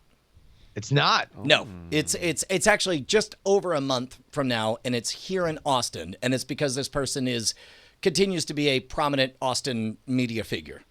So this is somebody who wrote in an Austin publication about. Okay. So initially I thought it might have been Magic Live and it was a magician or whatever. Oh but, no. Yeah, I wouldn't care about that. Well, I mean, but you would have if he wrote for the Austin Chronicle or whatever and shit on you 9 years ago, no matter what he did. You could meet him at the plumbers convention. You'd still fucking have beef. If I were you, I would crush him with kindness. I would seek him out and say, hey, man, big fan. Even that feels, first of all, your impulse is my impulse. It feels 100% right. What you do is, like, my default thing is become his best friend, figure out how I can best help him, and at some point, 6 months from now, chuckle over a beer that we're having together and say, hey, remember when you took a gigantic shit on me? Right. And he'll be like, no. And you'll be like, ha ha, oh, neither do I. Fucking just a shot in the dark. I mean, was it on this show last week? Maybe it was in the after show talking about your radio show performance story. He definitely doesn't remember, right? And so and again, it's not even like the I was hurt 9 years ago and am holding on to it. I literally found out casually last night that the guy saw maybe a half a clip of a thing and was not impressed and wanted to put a snarky thing in his newspaper or whatever, right? I think the difference is, like, here, instead of being, kind of being worried about an embarrassing thing coming up, especially very publicly, this is like you have emotional baggage between this person you may have to talk to at some point.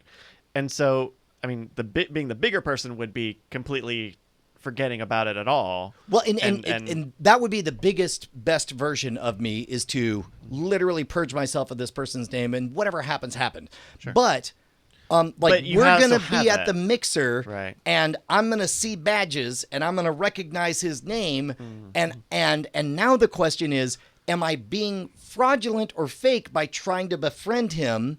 Is this me being... No, all right, here. Do you want the double diamond, the hardest possible path, but the one that would probably be the most honest? Yes. Is to make that the icebreaker. Okay. Yeah. Uh, Hey, I'm Brian walk Brushwood. up- You wrote just a walk up, be about like, me once. hey, you. Like, I'm so excited to meet you. I've heard your name around. Funny enough, funny story. You probably don't remember this, but I was randomly looking about this other thing, and next thing you know, I see this. 10 years ago, you called me mediocre, and then I realized that we were going to see each other right now. How funny is that? Yeah. Here's a knife. No. I think what you described is what I would hope is the most Brian Brushwood of all the reactions, and That would be the that's hardest where one to I'm do. at. And then you shake his hand and you fucking grip it like you're trying to crush an ice cube. And you fucking just look him dead in his eyes, and you do that for an unbroken 15 seconds, and then you go, yeah. I think that's perfect. Yeah, I mean, That's perfect. I think in any other case, I would say just don't even bring it up. But this is a case where you want some satisfaction. Well, and I don't. What I want is Because if you legitimately wanted to make a friendship, or like, I don't know, you were interested in being like this, you wouldn't bring it up at all, and that person wouldn't remember, and you would all move on. But if you have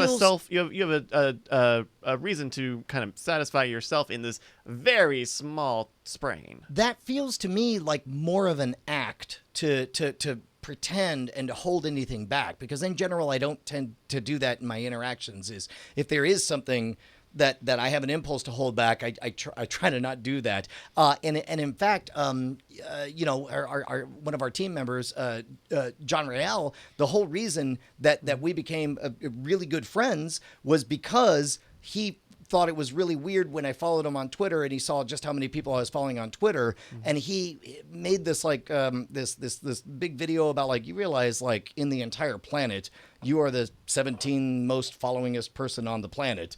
What's going on here? And then I guess for whatever reason, he was like, yeah, I'm not going to post this publicly, but I made this video. And then I was like, hey, let's get on the phone, and we got to chatting. And now, flash forward, because there was sort of this genuine, you know, my default impulse is to, you know, instantly say, like, what are you doing? How can I help? What are you up to? And now, when we got later, we were all like, man, we need another producer editor. Would you be interested in moving out to Austin and being part of the team? And I feel like that honesty and sincerity yielded fruit down the road.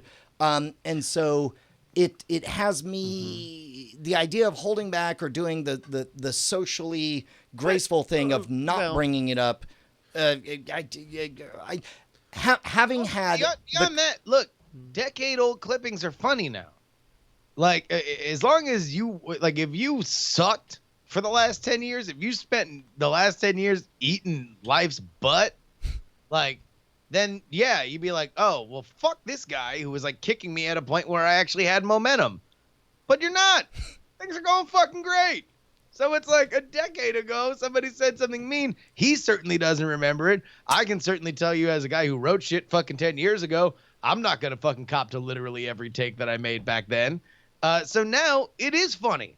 It's a funny moment that you guys can share together. I think it would be the most honest thing for both of you. And I think that's the real question that Bryce is speaking to, if I'm understanding it correctly, is would he perceive it as me You're going to put him on baggage? the defensive if you say, hey, you wrote shit about me 10 years ago.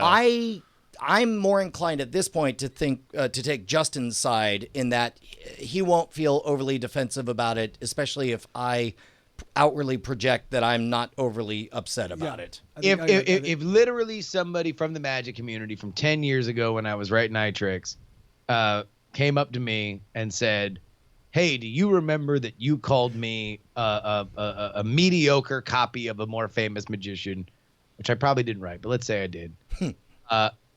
then I would say, oh, well, look at you. You're certainly on TV now. Fuck me. Am I right?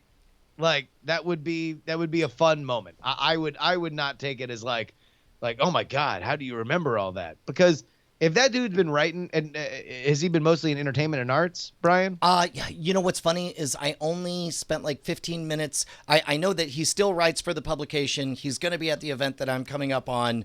I felt like any more investigation would feel like I was trying to set up a hit. Either way, it doesn't matter. I mean, but specifically if you're in arts and entertainment or writing about restaurants, you very well understand what it means to criticize people publicly, because that will fucking come back at you, usually faster than 10 years. So as long as you're coming at it with a good-natured, like, time's gone by, am I right? Like, look at us now. That I think will be well received. And I'm not saying don't bring this up just to be some social grace thing. I'm saying I'm saying that I was saying the opposite, actually. I was saying that you would be doing this for your own, to make yourself feel better. And otherwise this would be something he would not remember. You didn't know about it until a couple of days ago. You're not too bothered about it, but I think you would feel better to do it this way, and that's fine. But me saying you would get over it and he wouldn't even remember is not like a social mask. Sure. I suspect if I felt any baggage about it, I think you would 100% be right. And now I'm encountering a new position in that I'm actually not threatened and not upset about it. And if I'm truly not threatened and not upset about it, now I'm wrestling with the question of why wouldn't I, to my new friend, talk about this thing that I'm definitely not upset about. So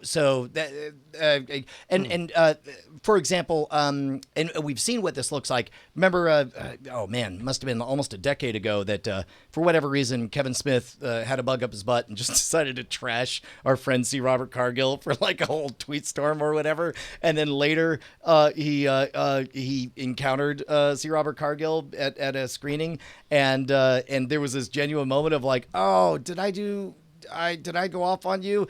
And Cargill was like, yeah. He's like, yeah, I do that sometimes. And then Cargill had the perfect response. He's like, hug it out. And it's like, yes, hug it out. And then, flash forward to 4 years later, Kevin Smith literally crying on screen with how much he loved C. Robert Cargill's script of Doctor Strange, right? Yeah. Like that to me is feels like where you want to end up in that whole thing. I think don't hold anything back. This kind of stuff is funny. And pooping on hoods is always an option. If everything just goes south, so that's take a shit on his car, take a shit in his tailpipe, shit all over him and his life, shitting on your enemies, if you please. I do like Captain Fubar's take of just casually mention you have a Jeep, man. Yeah, everyone will think you're cool. Exactly. Just throw your Jeep keys on a table. If there's no table, floor's fine. Like, just be like, oops, I dropped the keys of my Jeep. Can I tell you and that? A Magnum condom. So a Magnum condom. Magnum condom. And the 6 Coke labels that'll get you into Six Flags. You know that the Jeep wave is the thing, right? Yeah, you see another Jeep and you don't full on wave, but you raise your fingers and you're like, hey, you're cool, I'm cool, and we go. The thing bus drivers do. Yeah. Oh, is that bus drivers? You ever see bus drivers do? Yeah, bus drivers do. Bus drivers. No, that's that thing that lunch ladies do, right? Lunch ladies, like they just do the lunch lady wave with the 2 fingers. Yeah. Yeah. Doesn't it also happen with like VW bugs? Like I know there's a handful of like I think they flash lights at each other or something like. That's the thing that prisoners do, right? Prisoners just like 2 fingers up, right? Yeah. Can I felt guilty because I make a judgment when people on their Jeep put the mean eyes thing over the thing. Yeah. I don't wave to them. I judge them harshly, and I don't wave to them. Wow. I do the courtesy of pretending like I don't notice them. Like, are you a Jeep? So you're denying wave. You're not Are they waving to you and you're denying the wave back? First of all, I've Have you never seen any of Have them you wave. seen them try to wave? They've never waved. Are you kidding me? Maybe they that put is- mean eyes on their Jeep. Maybe. Wait, that's- you're telling me any of them are waving and expecting you to go wave back? Excuse Come me, on. my maybe wave that's- is up here. Maybe that's like their second or third Jeep, and they're like, man, the waving really got to be way too annoying. So I put the meanie eyes thing on to let people know I'm not a waver. You know, All right, like, yeah. wait, we get it. So Yeah, wait, yeah. you're telling me you could be fucking sitting around downtown, and next thing you know, you're leaving that mixer, and then blaring John Cicada, Mean Eyes on a Jeep, pull into the parking lot, Mean Eyes on and a- out leaps the fucker that called you a mediocre magician 10 years ago. What do you do, my friend? I'll tell you what. What do you do? It begins with me opening Periscope. Hey, Justin, what did we learn this week, man? Oh my God! Well, we learned that the VMix license expires after. We learned that we have a very good friend in Andrew Zarian of the GFQ network, and we learned that MikeTV is an extraordinary jingle maker, a jingle maestro. Mike's got new songs. Oh, I do. Tell us about the songs. Tell us about the songs. I've got so new singles are coming out every 2 weeks until the album drops on December 17th. It's a gigantic album. It's a 48-song album. Holy cow. Thousands of hours have gone into the writing and recording this record over the past year and a half or so. And so the singles, the second single just dropped today, and they're going to be dropping every 2 weeks. So you can find them on Spotify and Apple Music and iTunes and wherever you can find legitimate music. Just look up is Get not- Set Go is what you want to find. The band is called Get Set Go. Get Set Go. Hells yeah, we learned that Wolfglen99 is the best at our games. I go, why does he win all the games we've ever played? We learned that no Japanese people have the internet and therefore are totally distinct between Japanese and internet urban legend. We learned that apparently tribalism is alive and well. We learned that only assholes have mean eyes on their Jeeps. But most importantly, we learned that we'll see you next Tuesday. Dynafire. Night attack. Night attack.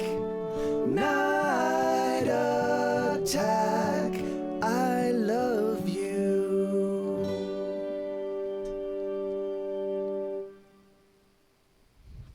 Diamond Club hopes you have enjoyed this program.